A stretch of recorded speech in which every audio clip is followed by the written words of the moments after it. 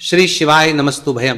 दोस्तों, जैसा कि आप सभी लोग जानते हैं कि 3 नवंबर 2025 कार्तिक महीने में पड़ने वाली प्रदोष व्रत है और कार्तिक महीने की सोमवार प्रदोष व्रत तिथि है और हमारे हिंदू धर्म में इसका बहुत ही बड़ा और विशेष महत्व होता है।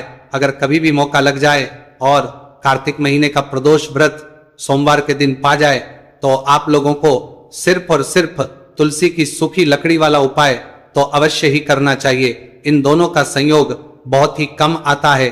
इसी के साथ में गुरुजी ने अपनी शिव पुराण कथा में बताया है कि इस दिन आपको तुलसी की सूखी लकड़ी वाला उपाय तो आपको अवश्य ही करना चाहिए, क्योंकि ऐसा दिन पूरे साल में सिर्फ एक ही बार आता है।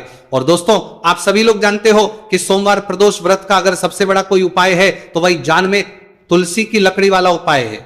तो दोस्तों, सोमवार प्रदोष व्रत के दिन आप लोगों को इस तुलसी की सूखी लकड़ी वाला उपाय को जरूर करना है।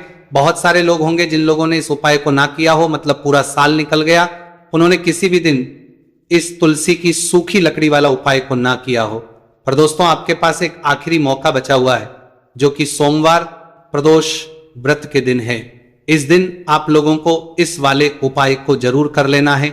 भले ही आपने पूरे महीने भर इस उपाय को ना किया हो, पर अगर आपने इस कार्तिक महीने के सोमवार प्रदोष व्रत के दिन अगर इस वाले उपाय को कर लिया तो आपको इस उपाय को करने का वो फल मिलेगा जिसकी आपने कभी कल्पना भी नहीं करी होगी। इसीलिए आप लोग इस वाले उपाय को एक बार जरूर कर लेना है, ताकि आप लोगों के हाथ से ये मौका ना जा सके और आप इस उपाय को का फल मिलेगा। दोस्तों, यह उपाय पंडित जी ने अपनी अभी की ही श्री शिव महापुराण की कथा में बताया है, जिस उपाय को आज हम आपको बहुत अच्छे से समझाने वाले हैं। इस वीडियो को देखने के बाद उपाय को समझने के लिए आपको कोई और वीडियो को देखने की जरूरत नहीं पड़ेगी। तो चलिए दोस्तों, उपाय को शुरू करते हैं। देखिए, ये इस कार्तिक महीने सोमवार प्रदोष व्रत के दिन ये इतना खास होता है, इतना महत्वपूर्ण होता है।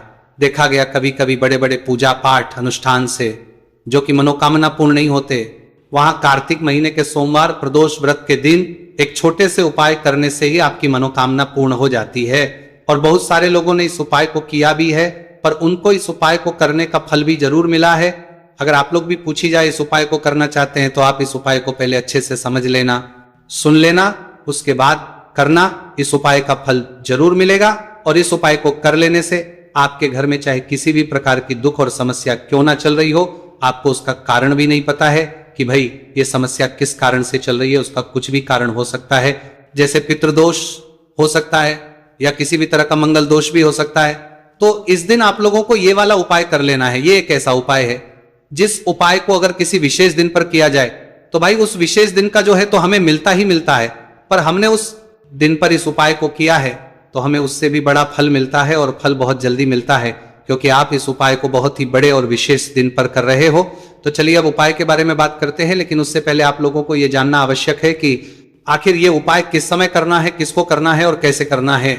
तो चलिए हम आगे आपको वीडियो में एक एक कर ये बता देते हैं। लेकिन अगर आप लोग हमारे चैनल पर पहली बार आए हैं या फिर मेरी आवाज आज पहली बार सुन रहे हैं तो हमारे चैनल को सब्सक्राइब जरूर कर लेना और इस वीडियो को लाइक करके कमेंट बॉक्स में श्री शिवाय नमस्तु भयम ओम नमः शिवाय जरूर टाइप कर देना। तो दोस्तों, इस तुलसी की सूखी लकड़ी वाला उपाय को हमें सोमवार प्रदोष व्रत के दिन कैसे करना है, किसको करना है, किस समय करना है और कहां पर करना है, ये सारे सवालों के जवाब आपको इस वीडियो में मिल।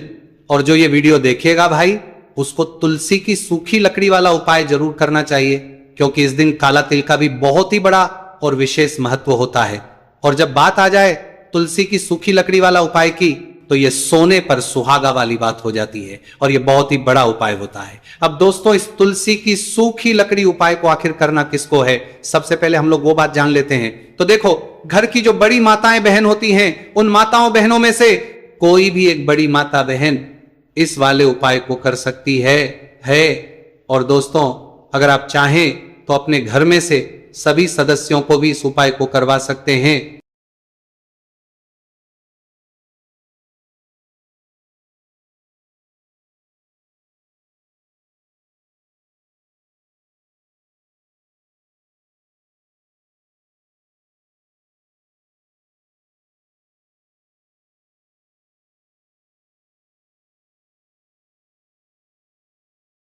अगर किसी व्यक्ति की खुद की कोई मनोकामना है, खुद की कोई दुख और परेशानी है जो कि वो अपने लिए ही करना चाहता है, इस वाले उपाय को, तो वो खुद अपने लिए भी कर सकता है। बाकी अगर कोई घर में से ऐसा है जो कि अपने पूरे घर परिवार के सुख और शांति के लिए ये वाला उपाय करना चाहता है, तो भाई वो भी कर सकता है, हो सकता है, उसमें भी कोई दिक्कत नहीं है।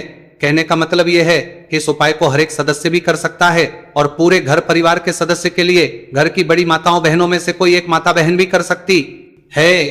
माताएं बहनें अगर घर में उपस्थित ना हो या वो ये वाला उपाय ना कर पा रही हो, तो फिर घर का कोई बड़ा सदस्य भी इस तुलसी की सूखी लकड़ी वाला उपाय को कर सकता है, चाहे फिर वो पुरुष ही क्यों ना हो, उसमें कोई दिक्कत वाली बात नहीं है। उसके बाद में दोस्तों जो अगला प्रश्न निकल कर आता है वो ये आता है इस उपाय को लेकर कि आखिर इस उपाय को हमें किस समय करना है, सुबह के समय करना है कि शाम के समय करना है। तो देखो, इस वाले उपाय को आप लोग सुबह के समय भी कर सकते हो और शाम के समय प्रदोष काल में भी कर सकते हो।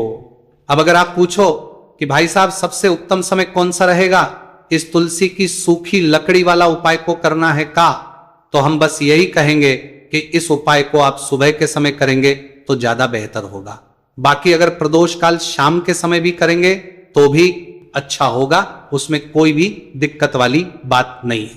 तो अब दोस्तों जो अगली सबसे बड़ी और महत्वपूर्ण बात आती है वो ये आती है कि सुबह अगर हम उपाय को करेंगे तो हमें कितने बजे से लेकर कितने बजे तक के बीच में करना है, और शाम के समय प्रदोष काल में करेंगे तो हमें कितने बजे से लेकर कितने बजे के बीच में करना है। तो देखो, सुबह जितनी जल्दी हो सके आप उपाय को करने की कोशिश करना। बाकी अगर किसी कारणवश लेट भी हो जाओ, थोड़ी देर भी हो जाए, तो 10 या 11 बजे तक भी आप उपाय कर लेना, पर 12:00 बजे से ज्यादा देरी ना हो, ठीक है, इस बात का ध्यान रखना। उसके बाद में दोस्तों अगर शाम के समय प्रदोष काल की बात करें, प्रदोष काल का जो समय है होता है वह शाम के 6 बजे से शुरू हो जाता है। मतलब शाम 6 से लेकर 7 के बीच का जो समय होता है, ये समय प्रदोष काल का समय होता है। तो आप इस उपाय को 7 या 8 बजे के बीच में भी कर सकते हो।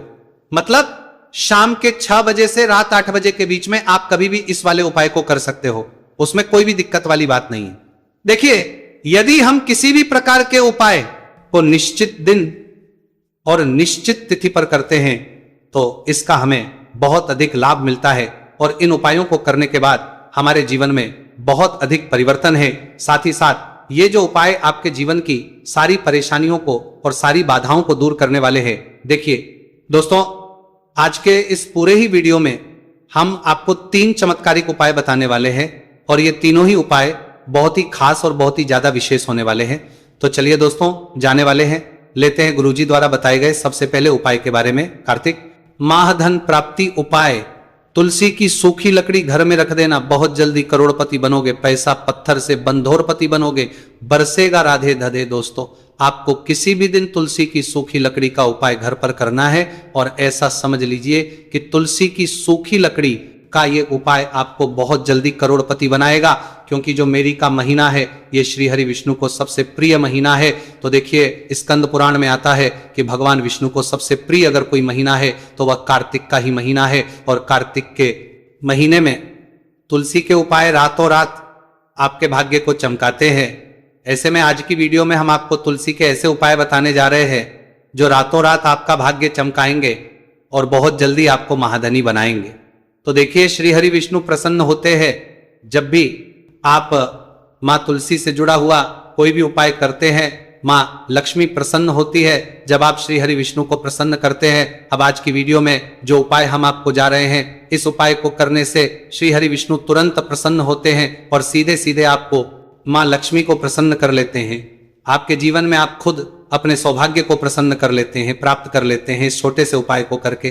तो देखिए, सबसे पहले बात कर लेते हैं कि जो मां तुलसी है, इनके बिना श्री हरि विष्णु का पूजन और श्री हरि विष्णु का भोग दोनों ही अधूरे हैं। जब भी हम श्री हरि विष्णु को भोग कराते हैं, उनको भोग लगाते हैं, उसमें हम तुलसी दल जरूर डालते हैं। एक पत्ता डालेंगे लेकिन तुलसी दल जरूर